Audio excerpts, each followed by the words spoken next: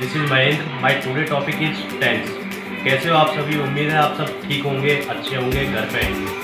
इस टाइम पे आप देख रहे हैं कि कोरोना से बहुत ज़्यादा महामारी चली हुई है।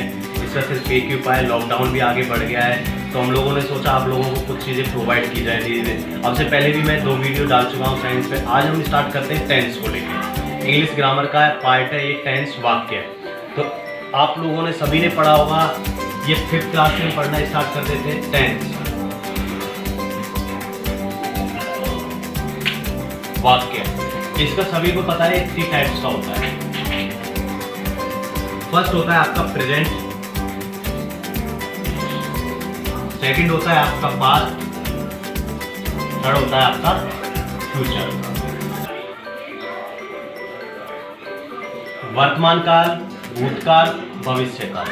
अब इसमें क्या होता है, इनके भी आपने देखा होगा, इनके भी 4 टाइप्स होते हैं। फर्स्ट होता है इंडेफिनिट, सेकंड होता है कंटिन्यूअस, थर्ड होता है परफेक्ट, फोर्थ होता है परफेक्ट कंटिन्यूअस। यहाँ तक सब लोगों, इसमें क्या होता है, सबसे ज्यादा बच्चे इनसे आगे कंफ्यूज होते हैं। इनके भी फिर क्या होते हैं, 4 टाइप्स होते हैं। सबसे पहले 3 टाइप्स का, फिर 4 टाइप्स का, इसके भी फिर 4 टाइप्स। सिंपल या अफर्मेटिव।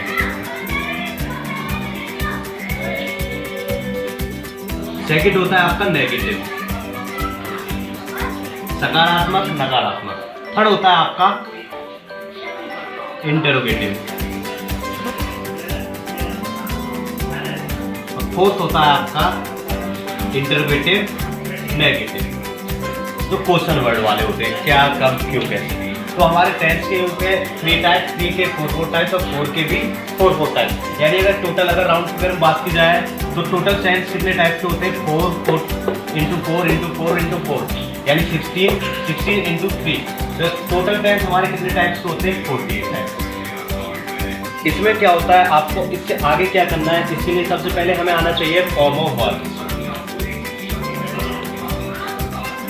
फॉर्म ऑफ वर्ब्स इसमें भी क्या होते हैं, इनके आपको सबसे पहले, क्योंकि जब तक आपको हिंदी का कुछ वर्डों के अर्थ नहीं पता होगा तब तक आप टेंस कंप्लीट नहीं कर पाओगे। इनकी जरूरत क्या पड़ती है, अभी भी चार्ट आपको दिख रहा होगा, इसको मैं रेंज कर दूँ, आपको समझ में भी आएगा। इससे बाद क्या होता है, फॉर्म ऑफ वर्ब्स में क्या होता है आपका, एक सेकेंड, जैसे फॉर्म ऑफ वर्ब्स में क्या होता है आपका, फॉर एग्जाम्पल आस्क है, ये होती है आपकी फर्स्ट फॉर्म। सबको पता है मतलब क्या होता है, पूछना। सेकंड फॉर्म होती है इसकी आस्क, थर्ड आस्क, उसके बाद पास्ट पार्टिसिपल में हो जाता है उसका आस्क। इसमें क्या होता है, कुछ टेंस में आपने देखा होगा वर्ब की फर्स्ट फॉर्म लगती है, कुछ में वर्ब की सेकंड फॉर्म लगती है, कुछ में वर्ब की थर्ड फॉर्म लगती है, और कुछ में वर्ब की फर्स्ट फॉर्म प्लस आईएनजी लगती है। अब सबसे ज़्यादा बात आती है, हम सबसे ज़्यादा जो बच्चे कंफ्यूज होते हैं वो होते हैं वर्ब में, कि भाई किस टेंस में कौन सी वर्ब लगानी होती है। तो इसमें क्या होता है, सबसे सिंपल है, जो आपका ये सेकंड फॉर्म है, ये आपका सबसे कम यूज होता है। ये होता है सिर्फ आपके पास्ट इंडेफिनिट के सिंपल टेंस में ओनली, और किसी में यूज नहीं होता। अब बात आती है वर्ब की थर्ड फॉर्म की, ये होता है सभी परफेक्ट टेंस में, वो चाहे पास्ट हो या प्रेजेंट हो या फ्यूचर हो। अब बात आती है वर्ब की फर्स्ट फॉर्म प्लस आईएनजी के सिलसिले, ये लगती है आपका जितने भी आपके कंटिन्यूअस है, प्रेजेंट, पास्ट, फ्यूचर, प्लस में परफेक्ट कंटिन्यूअस। यानी अगर टेंस की बात की जाए तो टेंस 6 में तो आपका ये यूज हो रहा है, 3 में ये यूज हो रहा है, 1 में ये यूज हो रहा है आधा, इसके बाद बाकी के ये 3 में यूज होता है, प्रेजेंट इंडेफिनिट, फ्यूचर इंडेफिनिट और पास्ट के नेगेटिव इंटरोगेटिव में। तो ये होते हैं आपके वर्ब फॉर्म। इसलिए आपको एक वर्ब फॉर्म आनी चाहिए, जैसे फॉर एग्जांपल गो है, गो का मतलब जाना होता है, सेकंड फॉर्म वेंट है, third form go went gone, and past participle में आ जाएगा आपका प्रेजेंट पार्टिसिपल में गोइंग। तो इस तरह आपको फॉर्म ऑफ वर्ब्स याद होनी चाहिए जो हमारे डेली यूज में आती हैं, काफ़ी सारी हैं, जैसे फॉर एग्जांपल गिव है, डांस है, आपका ईट है, एटसेट्रा। इसमें हम सबसे पहले आज आपका स्टार्ट करते हैं past, sorry present tense.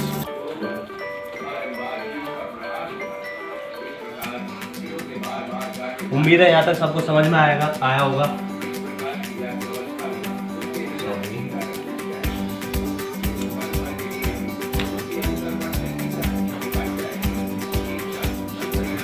Present tense,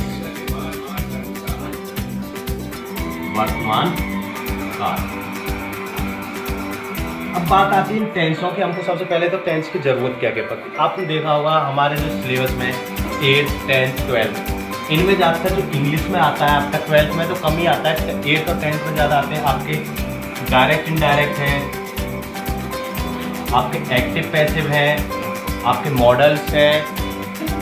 इनमें जितने भी जब तक आपको ये टेंस नहीं आ पाएंगे जब तक आप इनको क्लियर नहीं कर पाओगे, क्योंकि इसमें क्या होता है कन्वर्ट होता है प्रेजेंट वाला पास्ट में, पास्ट वाला पास्ट इंडेफिनिट है तो पास्ट परफेक्ट में, पास्ट परफेक्ट वाला है पास्ट परफेक्ट कंटिन्यू, इस तरह मतलब कन्वर्ट होते हैं। तो इसमें क्या होता है टेंस में अगर आपकी सबसे पहले दो चीज़ महत्वपूर्ण होती है, इंपॉर्टेंट होती है, हेल्पिंग वर्ब और वर्ब। जब तक आपकी ये दोनों चीज़ कवर नहीं होंगे तब तक आप ना तो इनको कर पाओगे और ना ही इनको कर पाओगे। अगर बात की जाए राउंड फिगर में तो आपका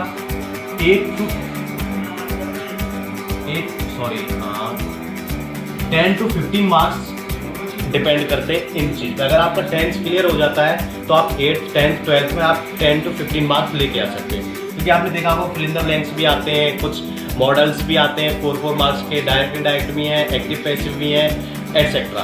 तो जब तक आपको ये नहीं होगा, स्टोरी भी आप इस बेसिस पे कर सकते हो। आपका ये पार्ट पोर्शन अगर क्लियर है तो आप जो स्टोरी आती है, आपके ऐसे पैराग्राफ्स हैं, लेटर्स हैं, एटसेट्रा, यानी पूरा ग्रामर पोर्शन आपका इस पे टिका हुआ है, पूरा पूरी तरीके से इस पे डिपेंड है। तो हम आपको ये एक एक बहुत ही अच्छे से एक्सप्लेन करेंगे, उम्मीद करेंगे कि आप सब लोगों को ये समझ में भी आ जाए। आज करते हैं आपका स्टार्ट प्रेजेंट। प्रेजेंट में आपको मैंने 4 टाइप्स बताए थे अभी थोड़ी देर पहले, indefinite, continuous, perfect, perfect continuous. तो सबसे पहले हम इंडेफिनिट करें। इंडेफिनिट से पहले भी हम कुछ दो चीज़ें आपको याद दिला देता हूँ कि सबसे पहले प्रेजेंट में होता क्या है। सबसे पहले हमें इसकी पहचान आनी चाहिए। पहचान में आपने देखा होगा, पहचान में मतलब क्या होता है कि किसी भी चीज़ को हम किस तरह आइडेंटिफाई करें। अभी जैसे सपोज कोई भी चीज़ है, जैसे आपने देखा होगा आप घरों में कोई भी चीज़ देखते हो, आप उसको देख के पहचान कर लेते हो कि ये चीज़ क्या है। तो हमें सबसे पहले इसकी पहचान पता होना चाहिए कि हम किस सेंटेंस को देख के हमें पता चल पाए कि ये प्रेजेंट का है। तो उसके लास्ट में क्या होना चाहिए, वाक्य के अंत में ता है, ती है, ते है, आदि सब ये वाक्य के अंत में होने चाहिए। अगर ये वाक्य के अंत में है तो हमें पता चल जाएगा वो कौन सा टेंस है, प्रेजेंट। सबसे पहले अगर आपको है पता चल रहा है कि भाई ये है, तो उससे आपको क्लियर हो जाएगा कौन सा है वो प्रेजेंट। अगर था आ रहा है तो कौन सा है वो आपका पास्ट, अगर गया आ रहा है तो वो कौन सा है आपका फ्यूचर। अगर इसमें हमें पता चल गया इसमें क्या लास्ट में है तो कौन सा है प्रेजेंट। अगर है से पहले आपका ता आ जाता है, ता, ती, ते, तो वो कौन सा हो जाएगा आपका प्रेजेंट इंडेफिनिट। Present indefinite. अगर वाक्य के अंत में ता है, ती है, ते है आदि शब्द आते हैं तो इसके बाद हमें इसका पता होना चाहिए हेल्पिंग वर्ब। तो हेल्पिंग वर्ब क्या होता है इसमें, डू और डज। लेकिन हम डू और डज कब यूज करेंगे, जब सेंटेंस या तो नेगेटिव हो, सेंटेंस या तो नेगेटिव हो या इंटरोगेटिव हो। इसमें आपका हेल्पिंग वर्ब लगता है डू या डज। बट डू या डज हम कब यूज करेंगे, जब सेंटेंस या तो नेगेटिव है या इंटरोगेटिव है या इंटरोगेटिव नेगेटिव है। अगर सेंटेंस आपका सिंपल है तो हम डू डज यूज नहीं करेंगे। अब बात आता है इसमें वर्ब। तो हमें ये 3 चीज पता होना चाहिए सेंटेंस में। वर्ब लगती है इसमें वर्ब की फर्स्ट फॉर्म। अगर सेंटेंस बिल्कुल सिंपल है तो वर्ब की फर्स्ट फॉर्म में एस या ईएस प्लस हो जाता है। कब होगा एस या ईएस की, जब सेंटेंस सिंगुलर है, यानी सेंटेंस का सब्जेक्ट सिंगुलर है। Singular like he, she, it, ने। अगर ये है सेंटेंस में, अगर ये सब्जेक्ट है तो हम सब्जेक्ट में क्या लगाएंगे, वर्ब की फर्स्ट फॉर्म में एस या ईएस। अगर सब्जेक्ट प्लूरल है तो हम एस या ईएस नहीं लगाएंगे, ओनली क्या लगाएंगे, वर्ब की फर्स्ट फॉर्म। इसके बाद आपका ये तो हो गया आपका हेल्पिंग वर्ब वर्ब क्या क्या यूज होना चाहिए। इसके बाद आपको रूल बता देते हैं कुछ जो आपके सभी सेंटेंसों में इक्वल होंगे, उसमें आपका कोई चेंज नहीं होगा। सिर्फ आपको अगर रूल अच्छे से समझ में आ जाता है तो आपको रूल अच्छे से अगर समझ में आ जाता है तो रूल में सिर्फ आपको हर एक सेंटेंस में हेल्पिंग वर्ब और वर्ब चेंज करना पड़ेगा और कुछ चेंज नहीं होगा। तो फर्स्ट रूल होता है आपका सिंपल का, यानी अफर्मेटिव जिसे बोलते हैं। तो सबसे पहले इसके रूल में क्या होता है, सबसे पहले आता है इसमें सब्जेक्ट, उसके बाद आपका आता है इसमें हेल्पिंग वर्ब, देन आपका आता है वर्ब, उसके बाद ऑब्जेक्ट, देन अदर, उसके बाद आपका आता है फुल स्टॉप। अब क्या है कि सबसे पहले बात आती है सब्जेक्ट। तो सब्जेक्ट आई थिंक सब बच्चों को पता होगा, जो करता होता है, जो भी उस काम को कर रहा होता है, जैसे ही, सी, इट, नेम, ये तो है आपके सिंगुलर सब्जेक्ट। उसके बाद you, I, we, they etcetera, ये है आपके प्लूरल सब्जेक्ट। तो ये तो हो गए आपके सब्जेक्ट। तो सबसे पहले सिंपल सेंटेंस में हमें क्या लिखना होता है सेंटेंस में, सब्जेक्ट।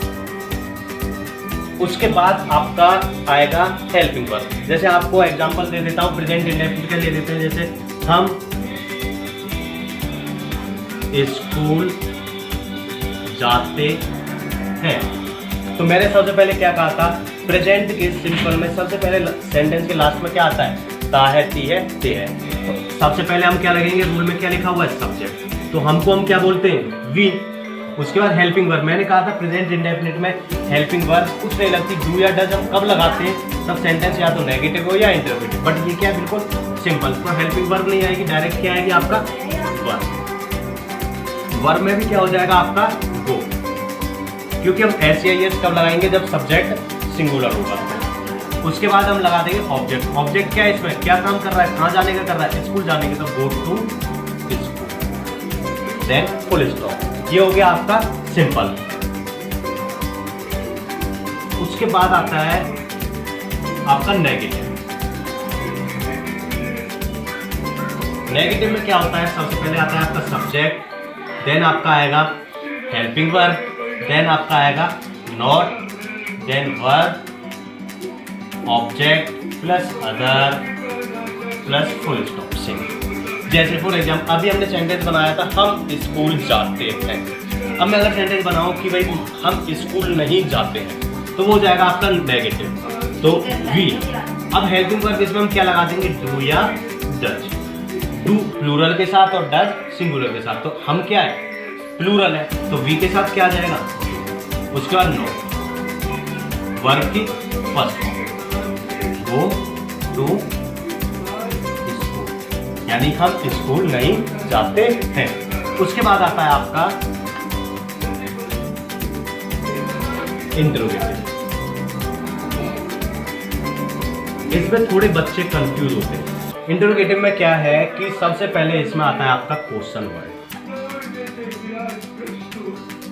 देन आपका आता है इसमें हेल्पिंग वर्ब, देन आपका आता है इसमें सब्जेक्ट, देन आपका verb, object plus other plus question mark. इसमें हम इन दोनों में क्या कर रहे थे, हम फुल स्टॉप लगा रहे थे, हमको क्या लगाना पड़ेगा, क्वेश्चन मार्क। क्यों, क्योंकि उसमें क्या हो रहा है, वो क्वेश्चन कर रहा है। अगर ये क्वेश्चन वर्ड सबसे पहले कब आया, अगर क्वेश्चन वर्ड आपका क्या होता है, सबसे पहले ये देख लो, क्या इंटरोगेटिव में क्या होता है, क्वेश्चन वर्ड सबसे पहले क्वेश्चन वर्ड पता होना चाहिए आपको। क्वेश्चन वर्ड होते हैं व्हाई, क्यों, व्हेन, कब, हाउ, कैसे, हु, कौन, व्हाट, क्या, एटसेट्रा।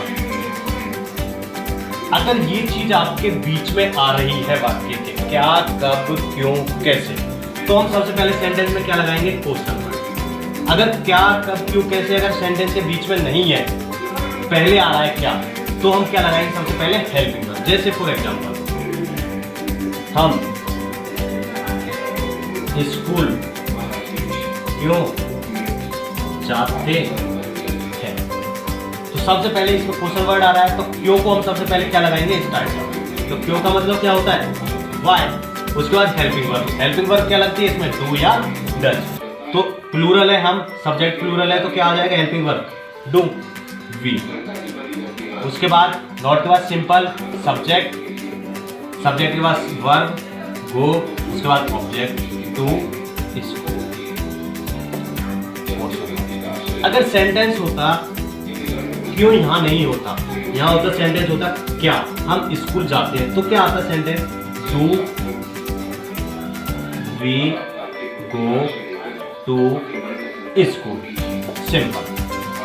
अब नेक्स्ट आता है आपका इंटरोगेटिव नेगेटिव। इंटरोगेटिव नेगेटिव में कुछ चीजें सब कुछ सेम रहेगा, सिर्फ फॉर्मेट क्या होगा, सब्जेक्ट के बाद आपका क्या इंक्लूड हो जाएगा, नॉट। यानी इसमें सब्जेक्ट के बाद अगर मान के चलो सेंटेंस होता है क्या हम स्कूल नहीं जाते हैं, तो do we not go to school, हम स्कूल क्यों नहीं जाते हैं, तो why do we not go to school. तो ये तो होते हैं आपके रूल जो कि आपके प्रेजेंट, पास्ट, फ्यूचर तीनों के सिंपल, नेगेटिव, इंटरोगेटिव, इंडेफिनिट सब में काम आएंगे।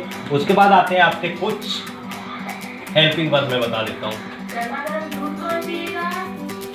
ये आपके चारों फॉर्मेट हो गए आपके सारे सेंटेंस के। उसके बाद कुछ हेल्पिंग वर्ब्स होती हैं, जैसे आपके प्रेजेंट की बात करते हैं। सबसे पहले प्रेजेंट में आती है आपकी, फर्स्ट आती है आपकी डू या डज, नेक्स्ट आती है आपकी इज, एम, आर, उसके बाद आती है आपकी एच, है, उसके बाद आती है आपकी हैज बीन और है। ये हुई प्रेजेंट की। उसके बाद पास्ट की भी है, डू डज की जगह did, was were, had been. इसमें क्या होता है, जिसमें आपके वर्ब में लास्ट में हेल्पिंग वर्ब में एस है तो वो कौन सी उसमें यूज होगा, आपका सिंगुलर सब्जेक्ट के साथ। तो आज मैंने प्रेजेंट इंडेफिनिट का कुछ एक्सप्लेन करा है, तो कल प्रेजेंट एक्सप्लेन, नेक्स्ट वीडियो में आपको प्रेजेंट इंडेफिनिट एक्सप्लेन कर दूंगा अच्छे से, फिर कंटिन्यूअस एक्सप्लेन कर दूंगा, फिर परफेक्ट। तो आज के लिए इतना ही है। Thank you so much. अगर वीडियो अच्छी लगे तो लाइक करें, कमेंट करें, चैनल को सब्सक्राइब करें, जिससे कि हमारी नेक्स्ट वीडियो तब भी आए तो सबसे पहले आपको उस पर इंफॉर्मेशन पता चल जाए। तो आपके इसके बाद नेक्स्ट वीडियो में आपको और आगे का पोर्शन एक्सप्लेन कर दूंगा, यानी प्रेजेंट कंटिन्यूअस कर दूंगा। तो आज प्रेजेंट इंडेफिनिट और प्लस टेंस की मैंने कुछ बेसिक इन्फॉर्मेशन दी आपको। Okay, thank you.